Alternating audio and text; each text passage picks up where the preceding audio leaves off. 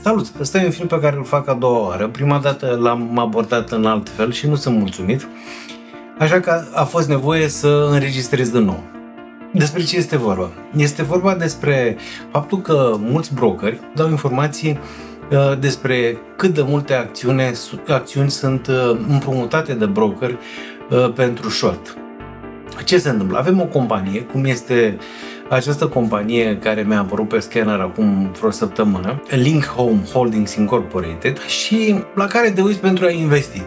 Unul din elementele la care ne uităm este short selling. Ce ne spune acest short selling? Ne spune că dintre clienții lui Interactive Brokers, care este cel mai mare broker la nivel mondial, 62% din acțiuni au fost împrumutate de clienții lui Interactive Brokers de la Interactive Brokers. Deci vorbim nu de 62% din acțiuni din float, ci de 62% din acțiunile pe care Interactive Brokers le deține. 62% dintre ele sunt împrumutate. De ce? Pentru că acești clienți au vrut să shorteze această companie. Și prima dată m-am uitat pe 20 octombrie. Uitați, dacă ne uităm acum pe 20, cum arăta chartul pe 20. Deci eram pe full creștere și ne puteam pune problema că dacă nu cumva creșterea continuă. Pentru că câștigul a fost foarte bun. Au pornit de undeva de la $8 și eram în momentul acela undeva la 11,40. Atunci întrebarea se punea: compania asta continuă să crească sau nu? La vremea respectivă erau 70% deținute în short. Erau 70% din acțiuni erau împrumutate. Când vezi că 70% din acțiuni sunt împrumutate pentru short, la ce te gândești? Păi eu zic că te gândești că oamenii ăia mizează pe o scădere a cotației.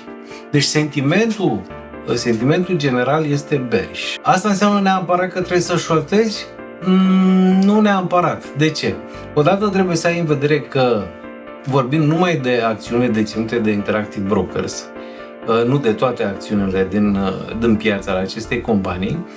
Doi, trebuie să ai în vedere că poate ei se înșală. Deci sentimentul colectiv este bearish. Vedeți că s-a și întâmplat lucrul ăsta, da?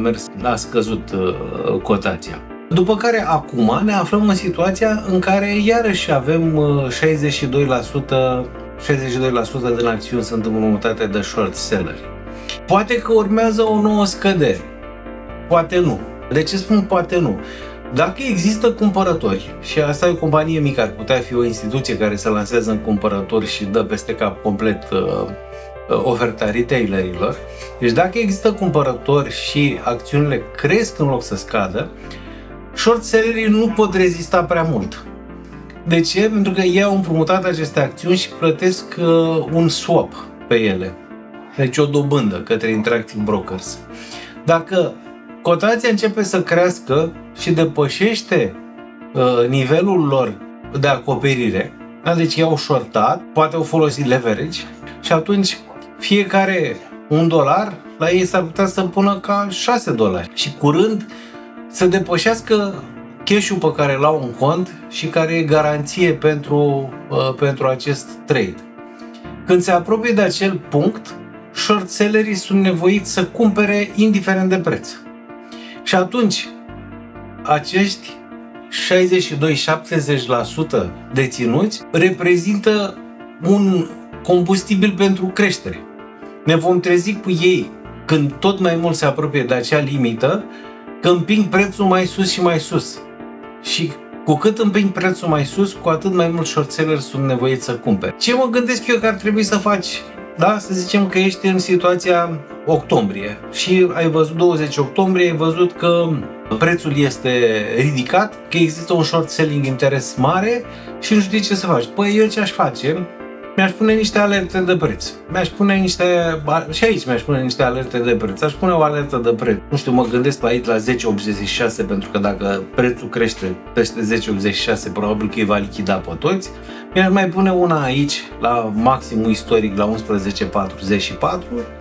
și mi-aș pune și una aici la 9,78. De ce? Pentru că la nivelurile astea m-aș hotărî să merg cu short sau dimpotrivă cu long.